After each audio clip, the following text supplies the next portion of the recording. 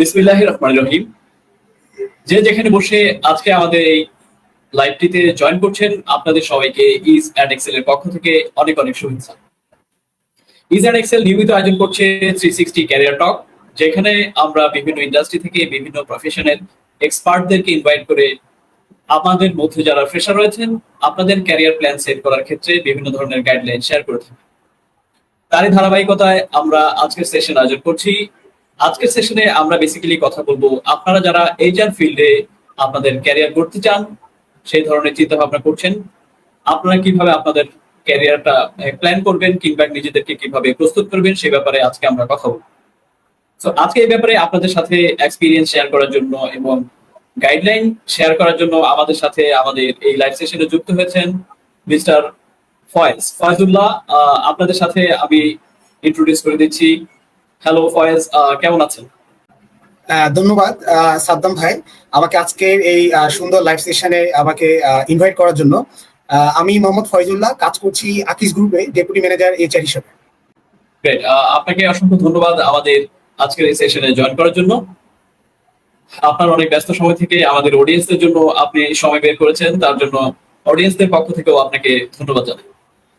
So আমরা যদি আজকের সেশনে সরাসরি চলে যাই, যে আপনি অলরেডি অবগত আছেন যে আমাদের আজকের সেশনটি বেসিক্যালি হিউম্যান রিসোর্স ম্যানেজমেন্ট বা এইচআর হিউম্যান রিসোর্স, যেটাই বলি বিভিন্ন প্রতিষ্ঠানে এইচআরএম, এইচআরডি বিভিন্ন নামে কিংবা পিপল অ্যান্ড কালচার, মানে বিভিন্ন ধরনের নামে বিভিন্ন প্রতিষ্ঠানে রয়েছে। সো এই ডিপার্টমেন্টের বেসিক্যালি কাজটা কি, আমরা শুরুতে আমাদের অডিয়েন্সদের সাথে সেটা শেয়ার করতে চাই যে আপনি কাজ করছেন আকিজ গ্রুপে। সো এই ডিপার্টমেন্টের কাজটা সম্পর্কে একটু ডিটেইল শেয়ার করলে আমাদের অডিয়েন্সদের জন্য বুঝতে সুবিধা হবে, প্লিজ। ধন্যবাদ, প্রশ্নটি খুবই প্রাসঙ্গিক। আমাদের এইচআর প্রফেশন আমরা চুজ করার আগে প্রথমে আসলে আমাদের এইচআর ডিপার্টমেন্টের কি কাজ সেটা সম্পর্কে আমাদের অবগত হওয়াটা খুবই জরুরি। তো আমি এই প্রশ্নের অ্যান্সারটা একটু অন্যভাবে দিব। সেটা হচ্ছে, আমরা যদি খেয়াল করি তাহলে একটা প্রতিষ্ঠানে বিভিন্ন ধরনের ডিপার্টমেন্ট থাকে। অ্যাকাউন্টস, তারপর হচ্ছে পার্চেজ অ্যান্ড প্রকিউরমেন্ট, তারপর লিগাল, তারপর অডিট, তারপর হচ্ছে আপনার কমার্শিয়াল, আরো অনেক ডিপার্টমেন্ট থাকে। যদি আমরা একটু খেয়াল করি, প্রত্যেকটা ডিপার্টমেন্ট কিন্তু অ্যাকাউন্টস ডিপার্টমেন্ট যদি আমি ফর এক্সাম্পল বলি, তারা কাজ করে হিসাব নিয়ে, অডিট কাজ করে অডিটের ব্যাপারগুলো নিয়ে, লিগাল কাজ করে ল এবং কমপ্লায়েন্স নিয়ে। মানে মোরালেস যত ডিপার্টমেন্ট আছে সব ডিপার্টমেন্ট কিন্তু মানে বস্তু নিয়ে কাজ করে। আর এইচআর ডিপার্টমেন্টটা কাজ করে কিন্তু ব্যক্তি নিয়ে, অর্থাৎ একটা কোম্পানিতে যারা কাজ করেন, এমপ্লয়ি যারা হিউম্যান বিইং, তাদেরকে নিয়ে কিন্তু বেসিক্যালি হিউম্যান রিসোর্স ডিপার্টমেন্ট কাজ করে। তো এই জায়গা থেকে কিন্তু এইচআর ডিপার্টমেন্টের আমি যদি এক্সক্লুসিভনেস বলি, আপনার সাধারণত বলি, সেটা হচ্ছে আসলে এই জায়গাটি। তো এখন যদি আমি আপনার প্রশ্নের অ্যান্সারটা দিতে যাই যে আসলে এইচআর হিউম্যান রিসোর্স আসলে কাজ করে কি নিয়ে, তো আমি যেহেতু বলেছি যে এমপ্লয়ি নিয়ে কাজ করে একটা কোম্পানি, তো সেই জায়গায় যদি আমরা এইচআর ডিপার্টমেন্টের কাজের পরিধিটা একটু আমরা সেগমেন্টাইজ করি, তাহলে সেখানে আপনার আসে হিউম্যান রিসোর্স প্ল্যানিং, অথবা আমরা এটাকে ম্যান পাওয়ার প্ল্যানিং বলি। অর্থাৎ একটা কোম্পানিতে বা একটা অর্গানাইজেশনে কত লোক লাগবে সেই বিষয়টা আসবে। তারপর রিক্রুটমেন্ট এন্ড সিলেকশন আসবে, তারপর ট্রেনিং এন্ড ডেভেলপমেন্ট আসবে, তারপর হচ্ছে লিভের বিষয় আসবে, এরপরে কম্পেনসেশন এন্ড বেনিফিটস আসবে, এরপর হচ্ছে পারফরমেন্স ম্যানেজমেন্ট আসবে, তারপর হচ্ছে পারফরমেন্স ইভ্যালুয়েশন আসবে, তারপর হচ্ছে এমপ্লয়ি রিলেশনশিপ আসবে। অর্থাৎ আমি যদি হোলিস্টিক ওয়েতে বলি, তাহলে হচ্ছে একটা অর্গানাইজেশনে যত ম্যান পাওয়ার আছে, ম্যান পাওয়ার রিলেটেড যত কাজ আছে, এইচআর ডিপার্টমেন্ট আসলে সেই কাজগুলো নিয়ে আসলে কাজ করে থাকে। রাইট, আমি যদি একটা বিষয় অ্যাড করতে চাই, এখন আরেকটা যে ব্যাপারটা হচ্ছে যে এমপ্লয়ীদের মেন্টাল হেলথ, মেন্টাল ওয়েলবিং নিয়েও কিন্তু এইচআর কাজ করছে। সাইকোলজিক্যাল যে একটা স্ট্যাটাস এমপ্লয়ীদের, মানসিক স্বাস্থ্য নিয়েও কিন্তু এইচআর কাজ করছে। এর মধ্যে ডিসিপ্লিনারি একটা পার্ট আছে, ডিসিপ্লিনারি ব্যাপার আছে, কিংবা এমপ্লয়ীদের কোনো অর্গানাইজেশন লিভ করার সময়ও বেশ কিছু প্রসিজারস রয়েছে। সো ইভেন এমপ্লয়ীদের ক্যারিয়ার প্ল্যানিং এও কিন্তু এইচআর হেল্প করে থাকে। সো অর্থাৎ মানে এমপ্লয়ীদের সকল এক্স্যাক্টলি ওকে, গ্রেট। সো আমরা আশা করি একটা খুব সংক্ষেপে ভালো ধারণা পেয়ে গেছি যে হিউম্যান রিসোর্স আসলে কি নিয়ে কাজ করে। তো পরবর্তী কোয়েশ্চেনে যদি আমি আসতে চাই, যে একজন মানুষ আসলে এইচআর ডিপার্টমেন্টে কাজ করতে গেলে, একদম খুব ভালোভাবে সফলভাবে কাজ করতে গেলে ওনার কি ধরনের কোয়ালিটিস আসলে দরকার। আমি যদি দুটো ভাগ করি, প্রথমে যদি আমি টেকনিক্যাল যে ব্যাপারগুলো রয়েছে, কোর এইচআর এর যে নলেজ রয়েছে, সেই জায়গায় কি ধরনের দক্ষতা কিংবা জ্ঞান থাকা দরকার বলে আপনি মনে করেন? আহ, এটা একটা ভালো প্রশ্ন যে যারা আসলে এইচআর ডিপার্টমেন্টে আসতে চায় বা কাজ করতে চায় তাদের আমার ব্যক্তিগত অভিমত যদি আপনি জানতে চান তাহলে আমার উত্তরটি হবে এরকম যে টেকনিক্যাল জায়গা থেকে অবশ্যই এইচআর, যেহেতু আমরা একটু আগে বলেছি যে এমপ্লয়ি নিয়ে কাজ করে, আহ, প্রথমত একাডেমিক জায়গা থেকে তো তার এটা একটা টেকনিক্যাল, এইচআর ডিপার্টমেন্ট কিন্তু একটা টেকনিক্যাল পোস্ট বা টেকনিক্যাল ডিপার্টমেন্ট। তো সেই জায়গা থেকে আপনার অবশ্যই তার একটা ডিগ্রি থাকতে হবে, সেটা এইচআরএম, ম্যানেজমেন্ট অথবা পাবলিক অ্যাডমিনিস্ট্রেশন। বেসিক্যালি এই সাবজেক্টগুলোকে আসলে এইচআর ডিপার্টমেন্টের জন্য এলিজিবল মনে করা হয়। এর বাইরেও হয়তো বা অনেকে কাজ করতে চান, Okay. তো সেটা একটা ডিগ্রি থাকতে হবে। তারপরে সেটি হচ্ছে এইচআর ডিপার্টমেন্ট বা এইচআর রিলেটেড যে বিষয়গুলো পড়ানো হয়, আমরা অনেক সময় খেয়াল করি যে তারা যে বিষয়গুলো পড়ে আসে সেটা একটা টেকনিক্যাল পোস্ট। অনেক সময় এই বিষয়গুলো সম্পর্কে যে ধারণা থাকা দরকার সেই ধারণাটি হয়তো একজন অ্যাপ্লিকেন্ট তার ভাইবা বোর্ডে সেই প্রেজেন্ট করতে পারে না। এতে যেটি হয় তখন কিন্তু তার এগিয়ে যাওয়ার যে হারটি সেটি কিন্তু অনেক কমে যায়। তো সেই জায়গা থেকে অবশ্যই আমি বলবো একাডেমিক্যালি যেই মডিউলগুলো এইচআর এ পড়ানো হয় এগুলোর বিষয়ে একটা ক্লিয়ার কনসেপ্ট অবশ্যই থাকতে হবে। দ্বিতীয়ত যে বিষয়টি আমি ফোকাস করবো সেটা হচ্ছে টেকনিক্যাল জায়গা থেকে, সেটা হচ্ছে আমরা যে আইটি স্কিল বলি, তাহলে সেক্ষেত্রে আমরা মাইক্রোসফট অফিসের যে বিষয়গুলো থাকে, Microsoft Word, Excel, PowerPoint, এই বিষয়গুলো একদম বেসিক্যালি জানতে হবে। এগুলোর যেই কোর যে কাজগুলো সেগুলো সম্পর্কে আইডিয়া অবশ্যই একজন শিক্ষার্থী, এইচআর এ কাজ করা শিক্ষার্থী থাকতে হবে। তৃতীয়ত যে বিষয়টি আমি ফিল করি সেটি হচ্ছে এইচআর ডিপার্টমেন্টে কাজ করতে হলে অনেক রাইটিং এর ব্যাপার থাকে, ইমেইলিং এর ব্যাপার থাকে, অনেক কন্টেন্ট ডেভেলপমেন্টের ব্যাপার থাকে। তো সেই জায়গা থেকে যদি কেউ বাংলা এবং ইংরেজিতে যদি খুব ভালো কন্টেন্ট রাইটিং এর স্কিল থাকে, এটা কিন্তু তাকে খুবই এগিয়ে নিয়ে যায়। ফর এক্সাম্পল, যদি ম্যানেজমেন্ট আপনাকে একটা আইডিয়া দিল যে একটা নোটিশ লিখতে হবে একটা বিষয়ে, খুবই একদম ধরেন যে একদম নতুন একটা বিষয়, দেখা যাচ্ছে তিনজনেই কাজ করতেছেন, তিনজনকে কাজটা দেওয়া হয়েছে কিন্তু একজন খুবই ভালো ড্রাফটিং করে নিয়ে আসলেন এবং ম্যানেজমেন্ট সেটি পছন্দ করেছেন। সেই জায়গা থেকে কিন্তু ওই এমপ্লয়িটা বা সেই যিনি কাজ করেন ওই ডিপার্টমেন্টে তিনি এগিয়ে থাকেন। তো আমি এই জায়গাটিও খুবই ফোকাস করবো যে বাংলা এবং ইংরেজিতে আমাদের যেহেতু এইচআর অনেক লেটার লিখতে হয়, অনেক অ্যাপ্লিকেশন লিখতে হয়, অনেক নোটিশ লিখতে হয়, অফিস অর্ডার লিখতে হয়। তো আপনার ড্রাফটিং এর জায়গাগুলো খুবই ভালো, আপনার হচ্ছে নলেজ থাকতে হবে আর কি। ওকে ফয়েজ, আমি আপনার সাথে এখানে একটু অ্যাড করতে চাই যে লেখালেখির জায়গাটাতে, আই মিন কন্টেন্ট রাইটিং এর জায়গাটাই শুধুমাত্র এইচআর এর জন্যই আসলে এটা মানে লিমিটেড না, এটা আসলে যে কোনো ডিপার্টমেন্ট, যে কোনো পজিশনেই কিন্তু এটা ভ্যালু অ্যাড করে থাকে যে কোনো ব্যক্তির জন্য। রাইট, আশা করি আপনিও একমত হবেন এই ব্যাপারে। ওকে, সো হ্যাঁ, তো আমরা দুটো পার্ট পেলাম, থিওরিটিক্যাল আই মিন একাডেমিক যে নলেজ, এইচআর এর যে ফাংশনস গুলো রয়েছে আপনি বললেন সেই সম্পর্কে যদি একাডেমিক একটা নলেজ বেস থাকে, পাশাপাশি আইটির ক্ষেত্রে যেটা বললেন যে মাইক্রোসফট অফিস যে প্যাকেজটা রয়েছে, এক্সেল, পাওয়ার পয়েন্ট, ওয়ার্ড, এটার সাথে এখন কিছু গ্রাফিক্যাল কাজ, আই মিন কাজ করার জন্য ভিজিও রয়েছে, মানে আরো অনেক ধরনের টুলস কিন্তু অ্যাড হচ্ছে। তো এইগুলো টেকনিক্যাল সাইড থেকে অ্যাড করা যেতে পারে। সো এছাড়া সফট স্কিলস এর ক্ষেত্রে কি মনে করছেন, কি কি ধরনের সফট স্কিলস দরকার? এখানে কাজ করতে গেলে কিন্তু, মানুষ নিয়ে কাজ করতে গেলে আপনার টেকনিক্যাল স্কিলস এর পাশাপাশি সফট স্কিলস এর মানে ডিমান্ডটা কিন্তু অনেক বেশি হাই, কারণ মানুষকে মানে অনেক ধরনের, আই মিন সাইকোলজিক্যালি অনেক ভাবে কিন্তু ইনফ্লুয়েন্স করতে হয়, যেখানে সফট স্কিলস এর গুরুত্বটা অনেক বেশি ইম্পর্টেন্ট। তো কি কি ধরনের সফট স্কিলস থাকা আসলে ইম্পর্টেন্ট আপনি মনে করছেন? সফট স্কিলের কথা যদি আমি বলি তাহলে আপনি যেটা বলেছেন একদম রাইটলি বলেছেন।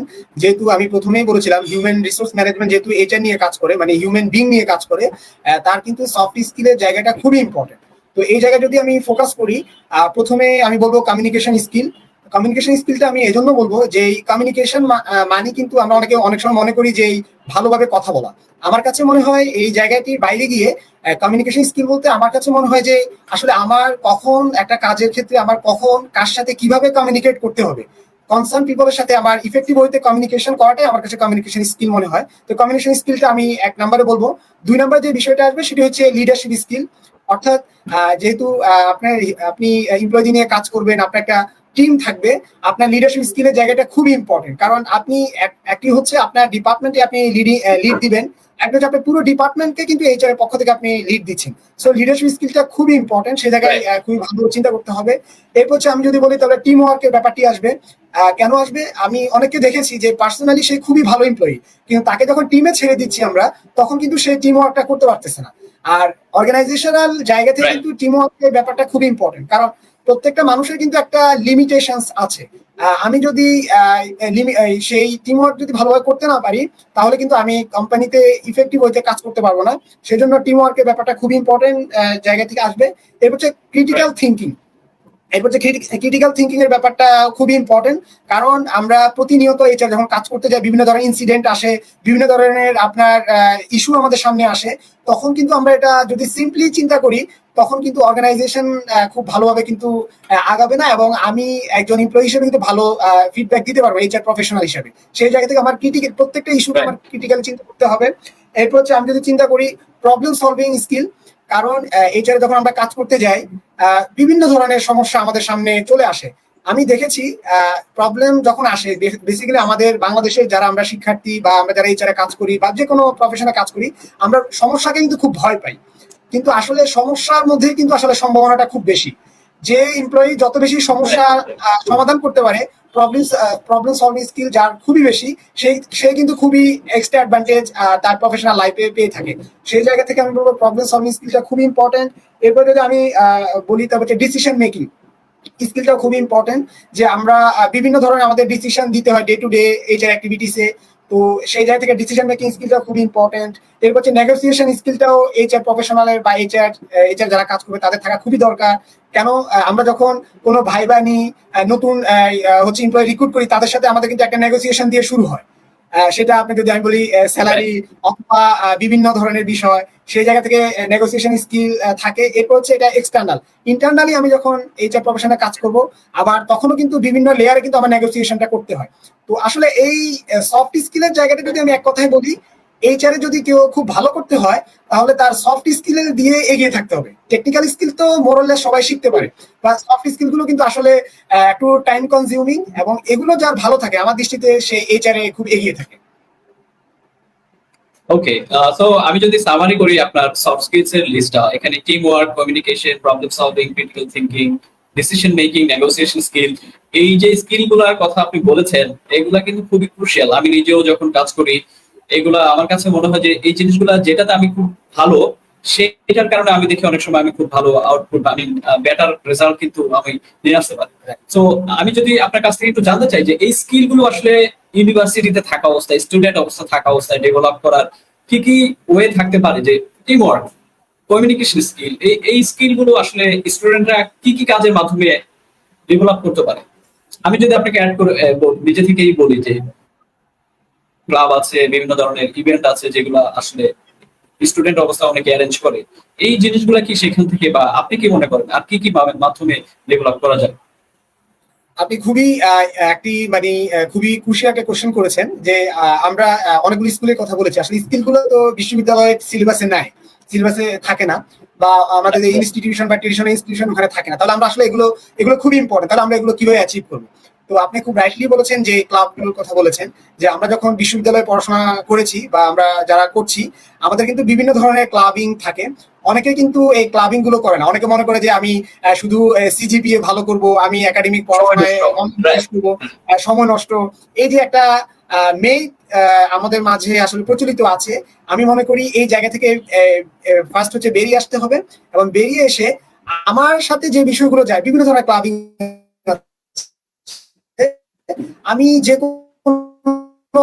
আমরা যে এই আপনার স্কিল গুলো লিস্ট ডাউন করলাম, এই আপনার হচ্ছে স্কিল গুলো আসলে আপনার করা খুবই সহজ। আমি যদি আমার ব্যক্তিগত জীবনের অভিজ্ঞতা শেয়ার করি, আমি খুব ছোটবেলা থেকেই আমি আমার স্কুল লাইফে আমি স্কাউটিং করেছি, বিভিন্ন ধরনের সাংস্কৃতিক প্রতিযোগিতা অংশগ্রহণ করেছি, ডিবেটিং এর সাথে যুক্ত ছিলাম। তারপর হচ্ছে আমি বিভিন্ন লেভেলে হচ্ছে ক্লাসের ক্যাপ্টেন্সি বা আমরা সিআর বলি, অথবা ক্লাস রিপ্রেজেন্টেটিভ। তো আমি যদি উত্তরটি সহজভাবে দিতে চাই, তাহলে এই স্কিল গুলো আসলে আপনার অর্জন করতে হলে অবশ্যই আমার এই কারিকুলামের বাইরে গিয়ে এক্সট্রা কো কারিকুলাম অ্যাক্টিভিটিস এর সাথে আমার যুক্ত থাকতে হবে। Great, great. ফয়েজ, আমি আরেকটু জিনিস অ্যাড করতে চাই। আরো দু একটা স্কিল আসলে অনেক বেশি ইম্পর্টেন্ট এইচআর এ কাজ করতে গেলে, যেটা আমার এক্সপিরিয়েন্স থেকে আমি উপলব্ধি করেছি, সেটা হচ্ছে লিসেনিং স্কিল। বলার চেয়ে মানে শোনাটা, হ্যাঁ, মানে আমার এমপ্লয়িরা আমার কাছে নানা ধরনের ব্যাপারে শেয়ার করতে আসে, সো সেটা মনোযোগ সহকারে শোনা এবং পার্সোনাল রেজিলিয়েন্স যে একটা ইম্পর্টেন্ট একটা ব্যাপার, অনেক কিছুই বলবে, মানে খুব ফাস্ট রিয়াক্ট না করা, মানে আন্ডারস্ট্যান্ডিং হওয়াটা, হ্যাঁ, যে যে এমপ্যাথি, সিম্প্যাথি বা এমপ্যাথি, যে এই ধরনের যে কোয়ালিফিকেশন গুলো আমরা বলে থাকি, এগুলো এইচআর যারা কাজ করবেন ওনাদের মধ্যে থাকা। তো এই সবগুলো জিনিসই কিন্তু অনেক বেশি ইম্পর্টেন্ট, এবং এগুলোকে সফট স্কিলসই বলে থাকে। আরেকটা যে ব্যাপার বলবো, আমাদের যে এমপ্লয়ি রিলেশনস বা এমপ্লয়ি এঙ্গেজমেন্ট করতে হয় কিন্তু এইচআর এর, রাইট? আশা করি আপনি একমত হবেন। তো রাইট। এঙ্গেজমেন্ট করতে গেলে এখানে অনেক নতুন নতুন আইডিয়া নিয়ে আসতে হয় যে এমপ্লয়িকে কিভাবে এঙ্গেজ করা যায়। সো এই এঙ্গেজমেন্ট, এমপ্লয়ি এঙ্গেজমেন্ট অ্যাক্টিভিটি গুলো কিন্তু স্টুডেন্ট লাইফে স্টুডেন্টরা নানান ধরনের যে সংগঠনের সাথে যুক্ত হয়ে অ্যাক্টিভিটির মাধ্যমে কিন্তু সেগুলো আপনার থেকে ডেভেলপ করতে পারে, রাইট? আশা করছি আপনি আমার সাথে এই ব্যাপারে একমত হবেন। Exactly right. ওকে, সো অনেক সুন্দর সুন্দর এবং খুবই প্র্যাকটিক্যাল আমরা কিছু স্কিলস এর কথা আমরা জানলাম, এবং সেগুলো কিভাবে ডেভেলপ করতে হয় আমাদের স্টুডেন্ট যারা আছেন, ফ্রেশার্স রয়েছেন, ইভেন স্টুডেন্ট ফ্রেশার হইলেই এমন না, ইভেন যারা জব করছেন এক্সপিরিয়েন্স, সবার মধ্যেই কিন্তু এই স্কিল গুলা খুবই আই মিন ম্যান্ডেটরিলি থাকা উচিত বলে আসলে আমিও মনে করি। তো এখন আমি যদি আমার পরবর্তীতে আসি, যে অনেকেই গ্রাজুয়েশন শেষ করেছেন, প্রস্তুতি নিচ্ছেন, এবং আমাকে ইনবক্সে অনেকেই নক করছেন, আপনার সাথে অলরেডি আমি শেয়ার করেছি যে ওনারা এইচআর এ আসার জন্য আগ্রহী, কিভাবে আসলে নিজেরা আগাবেন, নিজেদেরকে আসলে প্রস্তুত করবেন। আপনার কাছ থেকে কিছু গাইডলাইন্স শুনতে চাচ্ছি প্লিজ। আহ, আমি ভালো কোয়েশ্চেন করেছেন। যারা আসলে এই যে ডিপার্টমেন্টে কাজ করতে আসতে চায়, আমাদের যেই আমরা যে এতক্ষণ ডিসকাশন করেছি, আমাদের এই ডিসকাশনে কিন্তু অনেকগুলো বিষয় চলে আসছে। এরপরেও আমি আরো কিছু বিষয় অ্যাড করতে চাই। ফর এক্সাম্পল, আমি একজন ফ্রেশার, আমি এখন এইচআর এ জব করতে চাচ্ছি, তাহলে আমি আসলে কি করব? তো আমি যেটা আমি মনে করি এটা একটা প্রসিডিউরাল অ্যাক্টিভিটিস হওয়া উচিত, একটা প্রসিডিউরের মধ্যে দিয়ে যাওয়া উচিত। প্রথমে যেটা হবে, আমি বিশ্ববিদ্যালয় থেকে অবশ্যই আমি হয়তো এইচআরএম বা ম্যানেজমেন্ট বা পাবলিক অ্যাডমিনিস্ট্রেশন ডিপার্টমেন্ট থেকে আমার গ্রাজুয়েশন, পোস্ট গ্রাজুয়েশন আমি শেষ করেছি। এরপরে আমার যেটা করতে হবে সেটা হচ্ছে, আমি যেই এইচআর এর যে মডিউলগুলো আমাকে পড়ানো হয়েছে, এই বিষয়গুলো আমাকে আবার একটু স্টাডি করতে হবে বা রিভিউ করতে হবে, যে আমি আসলে এতদিন তো আমি প্র্যাকটিক্যালি এগুলো বিশ্ববিদ্যালয়ে লিখেছি, আমি এক্সামে লিখেছি, এখন আসলে আমি এগুলো আসলে ইমপ্লিমেন্টেশনে যেতে পারবো কিনা।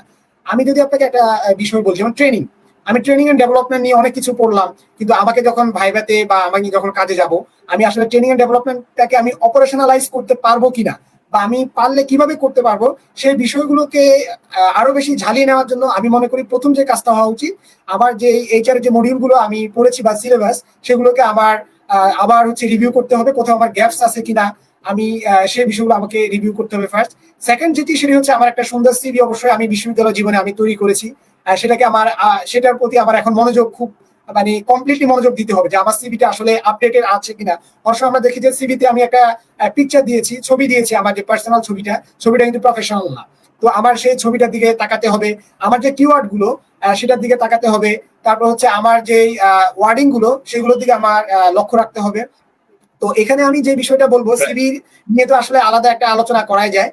তো সংক্ষেপে যেটি বলবো সেটি হচ্ছে, সিভিটা হতে হবে, আমরা অনেক সময় সিভিতে লিখি কনফিডেন্ট, মানে কিছু ওয়ার্ড লিখি, আমার কাছে মনে হয় এগুলো আসলে ভেগ ভেগ ওয়ার্ড ইউজ না করে আমি আমি কনফিডেন্ট, এটা আমি কিভাবে বুঝাবো? আমি এমন একটা আমার সিভিতে আমি নিয়ে আসতে পারি অ্যাচিভমেন্টের একটা কলাম করে, যে আমি বিশ্ববিদ্যালয়ে আমি একটা ক্লাবে মেম্বার ছিলাম, আমাকে একটা ইভেন্টের একটা দায়িত্ব দেওয়া হয়েছিল, 100 লোককে, সেখানে পার্টিসিপেন্ট ছিল, 10 জন গেস্ট ছিল। এভাবে যখন আমি কোয়ান্টিফাই করব, তখন কিন্তু আমাকে বলা লাগবে না যে আমি খুবই ক্যাপেবল। আমার ওই ওয়ার্ড গুলো দেখে বা আমার কোয়ান্টিটি গুলো দেখে কিন্তু একজন সিভি যিনি শর্টিং করছেন উনি কিন্তু বুঝে যাবেন যে আমার মধ্যে আসলে এই কোয়ালিটিটা আছে। তো আমি এই বিষয়টা খুবই জোর দিব যে আমার সিভিতে অ্যাচিভমেন্ট গুলোকে কোয়ান্টিফাই করা, আসলে যাতে করে আমার সিভিটা অন্যদের থেকে আলাদা হয়, মানে আমি কোনো ভেগ ওয়ার্ড না নিয়ে আসা, ওয়ার্ডটাকে আমি ডিরেক্টলি না বলে সেটাকে আমি আসলে কোয়ান্টিফাই করে সেটাকে বুঝাবো যে আমার এই স্কিলটা আসলে আছে।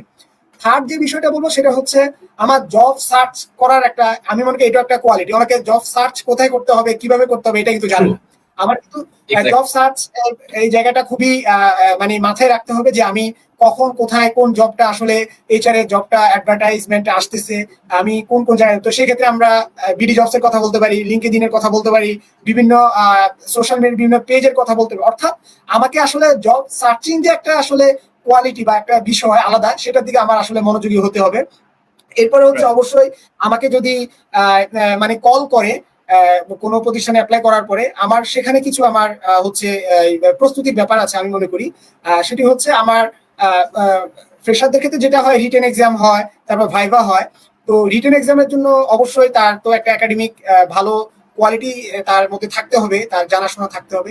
এরপরে খুবই ইম্পর্টেন্ট আমি বলবো, আমরা অনেকে এটা স্কিপ করি, আমরা এইচআর এ কাজ করার পরে লেবার লটা নিয়ে আমরা পড়াশোনা করি না, লেবার লটাকে আমরা একদম উদাসীনতার মধ্যে রেখে দিই। কিন্তু লেবার লটা খুবই ইম্পর্টেন্ট, খুবই এলিমেন্টারি একটা জিনিস। রাইট। কেউ যদি লেবার ল জানা জায়গাটা যদি খুব ভালো থাকে, তাকে কিন্তু এমপ্লয়াররা বা রিক্রুটাররা খুবই তাকে অ্যাডভান্টেজ দিয়ে থাকে আমি মনে করি। তো সেই জায়গা থেকে তার academic knowledge plus labour law এই দুটার জ্ঞান তার ভালো থাকতে হবে, তাহলে তার যদি একটা রিটেন এক্সাম যদি হয় সে ভালো করবে। সেকেন্ড যে বিষয়টা সেটা হচ্ছে ভাইভা। ভাইভাতে গিয়ে যেটি খুব ইম্পর্টেন্ট সেটি হচ্ছে তার ভাইভার জন্য কিন্তু একটা আপনার হচ্ছে প্রিপারেশনের ব্যাপার আছে। আমরা অনেক সময় দেখি ভাইভাতে গিয়েছে, বাট তার যে প্রিপারেশন থাকা দরকার, তার ড্রেস আপ, তার যে আউটলুক, তার যে পেপারস, আরো যে আনুষঙ্গিক বিষয়গুলো আছে এগুলো অনেক সময় অনেকে ওভারলুক করে যায় বা অনেকে গ্যাপস রেখে যায়। তো এই বিষয়গুলো মাথায় রাখা। তারপর হচ্ছে সিচুয়েশনাল কিছু হচ্ছে আপনার ভাইবার জন্য প্রিপারেশন নিয়ে রাখা, যে আমাদের যে থিওরিটিক্যাল নলেজ গুলো আছে সেখান থেকে যদি আমার কোনো কেস স্টাডি দেয় আমি আসলে সেটা রিলেট করে আসলে সলভ করতে পারি কিনা, এই বিষয়টাও আমার আসলে মাথায় রাখা দরকার। এরপর হচ্ছে আমি যে অর্গানাইজেশনে ভাইবা দিব সেই অর্গানাইজেশন সম্পর্কে আমার আসলে সম্যক জ্ঞানটা আমার নিয়ে যাওয়া উচিত ভাইবাতে। তো আমি মনে করি যদি এভাবে কেউ তাকে প্রিপেয়ার করে একটা প্রসিজার মধ্য দিয়ে, তাহলে তার কিন্তু যে কোনো জায়গায় এইচআর জব হওয়াটা খুবই সহজ হয়ে যাবে, কঠিন কোনো বিষয় হবে না আমি মনে করি। ওকে, এই জায়গায় আপনি যখন ইন্টারভিউর কথা বলছিলেন, আমাদের অডিয়েন্সদের উদ্দেশ্যে বলে দিতে চাই আমি, আমাদের ইস অ্যাড এক্সেল এর পেজে একটা প্লেলিস্ট আছে ইন্টারভিউ প্রিপারেশনের, আপনারা চাইলে সেই প্লেলিস্টটিও দেখে নিতে পারেন। ওকে, সো আমি যদি আরো দু একটা জিনিস আপনার সাথে অ্যাড করতে যাই, যে চাই প্রিপারেশনের ক্ষেত্রে স্টাডির কথা বলেছেন, জব সার্চের কথা বলেছেন। আচ্ছা, আমি আপনার কাছে কিছু কোয়েশ্চেন করেই জেনে নিই। আচ্ছা, সিভিতে ছবি ইউজ করার ব্যাপারটা, সিভিতে মানে অনেকে অনেক ধরনের কনফিউশন থাকে যে আমার সিভি থেকে আমি ছবি দিব নাকি দিব না, এই ব্যাপারটা আপনি কি বলেন? সিভি থেকে ছবি দিবে? আসলে সিভি দিবে? সিভি আসলে অনেক ধরনের থাকে, অনেক আমার দৃষ্টিতে ছবি মানে সিভি রাইট আপ তো একটা নিজের একটা ইন্ট্রোডাকশন, আবার ছবিটাও আমার মনে হয় যে থাকা উচিত আর কি। কারণ দেখা যাচ্ছে অনেক সময় জি জি আমি মানে প্রেফার করছি সিভি অলসো মানে আপনার সম্পর্কে কিছু মেসেজ দেয় আসলে। আই মিন ছবিটাও কিন্তু আপনার সম্পর্কে দুই একটা মেসেজ দেয়, সেটা পজিটিভ অর নেগেটিভ হতে পারে। সো আর কিছু ব্যাপার আমি মানে ছোট ছোট খুব ব্যাপার সিভিতে যারা আসলে ফ্রেশাররা এই মানে ইয়েটা করে থাকে, আই মিন এটা একটা সমস্যা যেটা হয় যে অনেক সময় নিজের কন্ট্যাক্ট ডিটেলস অতটা দেয় না। আই মিন হয়তো ইমেল অ্যাড্রেস দিয়েছে, ফোন নাম্বার দেয়, এইটা এই ছোটখাটো কিছু ব্যাপার ইয়ে করে থাকে। সো এই ব্যাপারটাও ইম্পর্টেন্ট। আর জব সার্চের ক্ষেত্রে যেটা বলবো, আমি যদি আপনাকে বলছে আপনি লেভেল লয়ের কথা বলেছেন, সো এখানে আরেকটু ইয়া করা যেতে পারে। আই মিন প্রিপারেশনটা অনেকে আছে কিন্তু আপনার পিজিডি একটা যে কোর্স আছে আমাদের হিউম্যান রিসোর্স ম্যানেজমেন্টের, একটা শর্ট কোর্স রয়েছে। সো এইটা কিন্তু মানে যাদের আসলে প্রিভিয়াসলি একাডেমিক্যালি খুব বেশি পড়াশোনার মানে নানান সঙ্গত কারণে হয়তো সুযোগ হয়নি, বাট এখন উনি চাচ্ছেন এইচআর এ সিরিয়াসলি কাজ করতে, সো তাদের জন্য কিন্তু এটা একটা সুযোগ আছে যে পিজিডি করলে সেখানে কিন্তু আপনার লেভেলের কথা বলেছে সেটা সম্পর্কে কিন্তু খুব ভালোভাবে জানা যায়।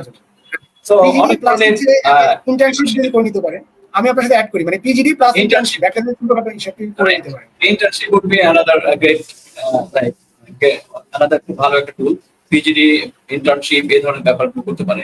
সো আরো যেটা আমি বলতে চাই, আর যে সিনিয়রদের সাথে কমিউনিকেট করতে পারে, লিঙ্কডইনে যেটা বলছেন কিছু আছে কোম্পানি, অনেকে যেটা করে না আসলে সেটা হচ্ছে মানে কোম্পানিগুলোর নিজস্ব ওয়েবসাইটেও কিন্তু সিভি ড্রপ করা যায়।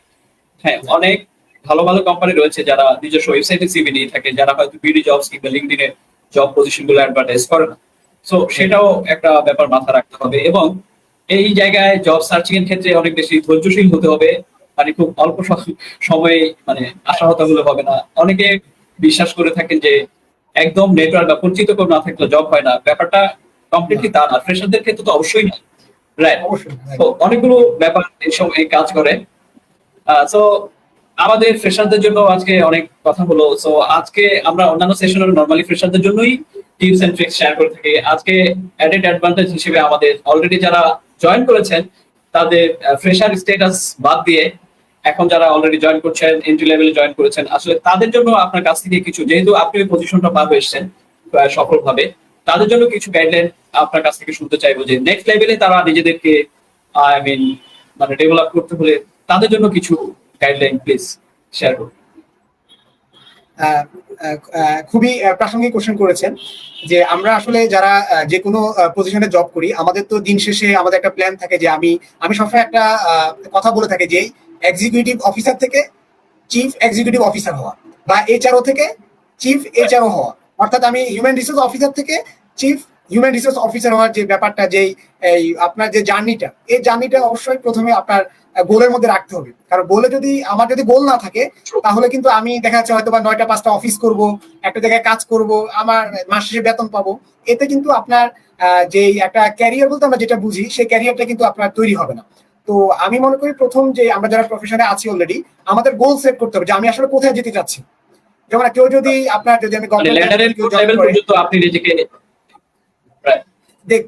দেখতে চায়, যেমন আমরা যদি চিন্তা করি গভর্নমেন্ট জবের ক্ষেত্রে হয় যে আমি বিসিএস ক্যাডার হলাম, আমার সেক্রেটারি হইতে হবে, আমার লাস্ট ক্যাবিনেট সেক্রেটারি হইতে হবে। তাহলে আমি মনে করি যে আমি যদি এইচআরও হিসেবে জয়েন করি, আমার মাথায় থাকতে হবে আমার সিএইচআরও হইতে হবে, বা এক্সিকিউটিভ মানে আপনার হচ্ছে আমার এমডি হইতে হবে বা সিইও হইতে হবে। এই ধরনের একটা গোল নিজের মধ্যে আমি মনে করি রাখা উচিত।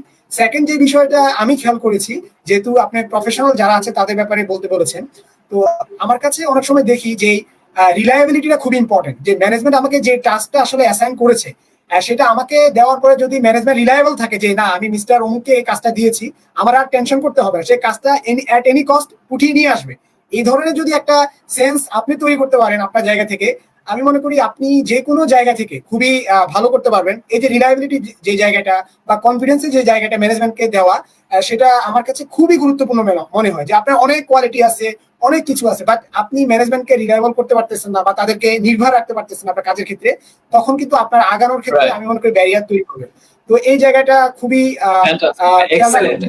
একটা কথা বলেছেন আপনি। অনেকে আমি দেখেছি, দেখেন ফর এক্সাম্পল আমাকে একটা কোম্পানি নিয়েছে, আপনাকে নিয়েছে কোনো একটা সমস্যা বা কোনো একটা ডিউটি আপনার রাখার জন্য। এখন আমাকে নেওয়ার পরে আমি একটা সমস্যা সলভ করার জন্য কিন্তু আপনাকে নিচ্ছে।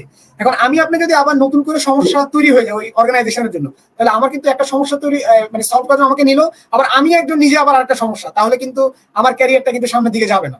তখন কিন্তু ম্যানেজমেন্ট আমাকে নিয়ে কিন্তু নেগেটিভ চিন্তা করবে।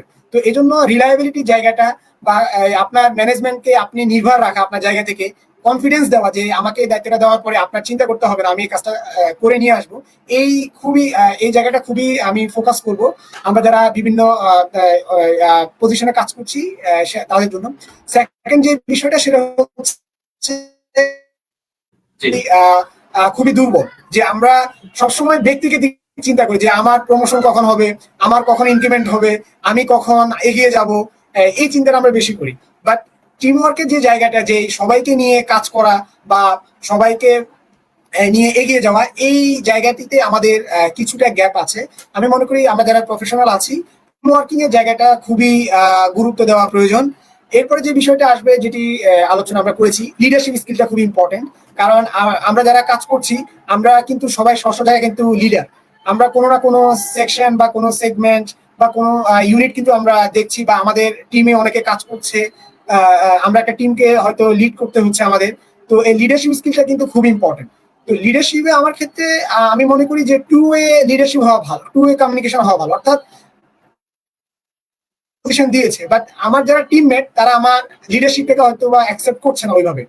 তো এই জায়গাটা কিন্তু খুবই ইম্পর্টেন্ট, যে আমি লিডার, ঠিক আছে, আমাকে লিডিং পজিশনে কোম্পানি দিয়েছে, বাট আমার লিডারশিপের অ্যাকসেপ্টেন্সটাও আমার টিমমেটদের কাছে কিন্তু আমার এস্টাবলিশ করতে হবে। আমার কমিউনিকেশনের মাধ্যমে, তাদের সাথে আমার রিলেশনশিপের মাধ্যমে, ইন্টারপার্সোনাল রিলেশনশিপের মাধ্যমে এই জায়গাটা আমার মনে হয় যে ফোকাস করা যেতে পারে। এরপরে যে বিষয়টা আসবে সেটা হচ্ছে ডিসিশন মেকিং যে স্কিলটা, সেটা আমি আবার বলবো। কারণ ডিসিশন মেক করতে পারে সে তত বেশি ইফিশিয়েন্ট এমপ্লয়ি আমার দৃষ্টিতে। কারণ অর্গানাইজেশন, আমি যদি কর্পোরেট সেক্টরের কথা বলি, মানুষের জীবনটা তো আসলে সমস্যা জর্জরিত। আর কর্পোরেট যদি আমি বলি বা কোনো অর্গানাইজেশনে বলি, তাহলে অর্গানাইজেশন কিন্তু তার প্রফিটের জায়গা বা তার সার্ভিসের জায়গায় কিন্তু ফোকাস করে। তো সেই জায়গা থেকে কিন্তু কাজ করতে গিয়ে, অপারেশন করতে গিয়ে কিন্তু বিভিন্ন ধরনের প্রবলেমস কিন্তু অ্যারাইজ হয়। এই প্রবলেমগুলো কিন্তু সলভ করা বা এই প্রবলেমগুলো সলভ করার ক্ষেত্রে ডিসিশন দেওয়া, এটা খুবই ইম্পর্টেন্ট। অর্থাৎ ডিসিশন মেকিং স্কিল এবং প্রবলেম সলভিং স্কিল, এই দুটা খুবই খুবই ইম্পর্টেন্ট আমার জায়গা থেকে আমি। ফয়েজ, আপনার সম্ভবত ইন্টারনেটে কোনো অসুবিধা হয়েছে। যাই হোক, তো ডিয়ার অডিয়েন্স, আমরা এই জায়গাটাতে আমি একটু অ্যাড করি যে যারা অলরেডি জব করছেন আপনারা কিভাবে আসলে আপনাদের পজিশন থেকে আরো বেটার করতে পারেন। তো জি ফয়েজ, মেবি একটু টেকনিক্যাল অসুবিধা হচ্ছিল ডিয়ার অডিয়েন্স, আমরা দুঃখিত। তো আপনার সাথে ফয়েজ আমি অ্যাড করতে চাই দু একটা জিনিস, আর আমি কিন্তু ছোট ছোট জিনিস অ্যাড করতে চাই। সেটা হলো ওয়ান অফ দ্য কি ফ্যাক্টরস ফর ইমপ্রুভিং আমার মানে নিজের অবস্থানটা, সেটা হলো চেইন অফ কমান্ড একটা অর্গানাইজেশনে খুবই গুরুত্বপূর্ণ একটা ব্যাপার। এবার আমি যার আন্ডারে যে সুপারভাইজার কিংবা হেডের আন্ডারে কাজ করব, উনাকে আমার সুপারভাইজার হিসেবে আমার কাজের জন্য আমি অ্যাকাউন্টেবল থাকবো। তো এই ব্যাপারটা আমাকে ইনশিওর করতে হবে, রাইট? এইটা একটা জিনিস। তারপরে আপনি টিম ওয়ার্কের আমি কথা যেটা বলছেন যে সব আরেকটা বিষয় অ্যাড করতে চাই, সেটা হচ্ছে এইচআর যেহেতু সবাইকে নিয়ে কাজ করে, আপনি ব্রিজিং এর কথা বলেছেন, ব্রিজিং এর কাজটা আমরা করে থাকি। তো এই ক্ষেত্রে কোঅর্ডিনেশনের ব্যাপারটাও আমার কাছে খুবই ইম্পর্টেন্ট মনে হয়, যে আসলে আমি অন টাইমে কোঅর্ডিনেশনটা করতে পারতেছি কিনা রাইট পিপলের সাথে। তো এই কোঅর্ডিনেশনের ব্যাপারটা অনেক সময় আমরা গ্যাপ করে ফেলি। কোঅর্ডিনেশনটা কিন্তু যার যত ভালো, তার অ্যাকসেপ্টেন্স কিন্তু অর্গানাইজেশনে খুবই ভালো থাকে আর কি। তো এই কোঅর্ডিনেশনের স্কিলটাও কিন্তু সিমিলারলি আমার কাছে ইম্পর্টেন্ট মনে হয় আর কি। অ্যাপ্রোচেবল হতে হবে, এইচআর পিপলদেরকে অ্যাপ্রোচেবল। আই মিন আপনার কাছে আপনার যারা ক্লায়েন্ট আছেন, অন্যান্য এমপ্লয়ি, তারা যেন স্বাচ্ছন্দ্যে নির্ভয়ে আপনার কাছে তাদের যে কোনো ইস্যু শেয়ার করতে পারে, এই জায়গাটা দিতে হবে। এবং এটাও একটা ওয়ান অফ দ্য কি ফ্যাক্টরস, আই থিঙ্ক আপনি রাইট, আমার সাথে এগ্রি করবেন, রাইট? ইয়েস, ওকে, সো আজকের সেশনটা আমি যদি সামারি করি, আসলে এইচআর কি করে। এইচআর আমি যদি বলি যে আসলে একটা বিজনেস অর্গানাইজেশন, সেটা প্রোডাকশন ওরিয়েন্টেড কিংবা সার্ভিস ওরিয়েন্টেড যেটাই হোক, তার যে বিজনেস গোলটা থাকে সেটা অ্যাচিভ করার জন্য যারা বিজনেস অপারেশনটা যারা রান করে, তাদেরকে সবসময় কোম্পানির বিজনেস গোলের সাথে অ্যালাইন রাখাটা, তাদের সব ধরনের সুযোগ সুবিধা, মানে যত ধরনের সুযোগ সুবিধা কিংবা ভালো মন্দ সব ধরনের ব্যাপারগুলো এইচআর কে টেক কেয়ার করতে হয়, যাতে তারা খুব ভালোভাবে কোম্পানির যে বিজনেস গোল রয়েছে সেটা স্মুথলি অ্যাচিভ করতে পারে। সেই জায়গাটাতে এইচআর বেসিক্যালি কাজ করে, রাইট? আপনি আশা করি আমার সাথে একমত হবেন এই জায়গাটাতে। এক্স্যাক্টলি। ওকে, সো ফয়েজ, আমরা আজকের সেশন মোটামুটি অনেক সুন্দর আলোচনা হয়েছে ডিয়ার ফ্রেশার্স। আর যারা অডিয়েন্স দেখেছেন বা পরবর্তীতে দেখবেন, আপনারা আশা করছি এখানে অনেক ধরনের প্র্যাকটিক্যাল গাইডলাইন পেয়েছেন বা পাবেন। সেই অনুযায়ী আপনারা নিজেদেরকে প্রস্তুত করবেন এবং আপনাদের ক্যারিয়ারের জন্য অনেক অনেক শুভকামনা। যে যার জায়গায় অনেক ভালো করবেন, নিজেদের ডেভেলপ করবেন। সো ততক্ষণ পর্যন্ত আল্লাহ হাফেজ, ভালো থাকবেন। আর কোনো ধরনের মতামত কিংবা প্রশ্ন থেকে থাকলে আমাদেরকে এক্সেল পেজে ইনবক্স করতে পারেন। আমরা চেষ্টা করবো আপনাদেরকে গেট ব্যাক করার। সো ফয়েজ, আমরা অসংখ্য ধন্যবাদ জানাচ্ছি আপনাকে আজকের ইজেন এক্সেল এর এই সেশনে গেস্ট হিসেবে জয়েন করার জন্য। আশা করছি অন্য সময়ে অন্য কোনো ব্যাপারে আলোচনা হবে, কথা হবে, নলেজ শেয়ারিং হবে। সো ততক্ষণ পর্যন্ত ভালো থাকবেন। টেকনিক্যাল প্রবলেম হয়েছে মনে হয়, আমি লাস্টে শুনতে পারিনি। Right. আপনি কি এন্ডিং করেছেন? ওকে, রাইট, হ্যাঁ। সো যেটা বলছিলাম যে আজকে সময় দেওয়ার জন্য, এক্স্যাক্টলি, হ্যাঁ, আজকে সময় দেওয়ার জন্য অসংখ্য ধন্যবাদ। আমাদের অডিয়েন্সদের ইজেন এক্সেলের জন্য শুভকামনা। আর যারা জব করতে আগ্রহী, যারা আসবে, তাদের জন্য শুভকামনা। আমরা আশা করি আজকের যে সেশনটা হয়েছে এটা খুব ইন্টারেক্টিভ সেশন হয়েছে। আপনাকে ধন্যবাদ, আপনি অনেকগুলো কনসেপ্ট আমার সাথে শেয়ার করেছেন। তো আশা করি সবাই এখান থেকে একটা ভালো গাইডলাইন এবং সাজেশন পাবে, যেটা তাদের আগামী দিনে এইচআর এর ক্যারিয়ার করার জন্য তাদেরকে খুবই সহায়তা করবে বলে আমি মনে করি। ধন্যবাদ। আমরা ওকে, অসংখ্য ধন্যবাদ আপনাকে।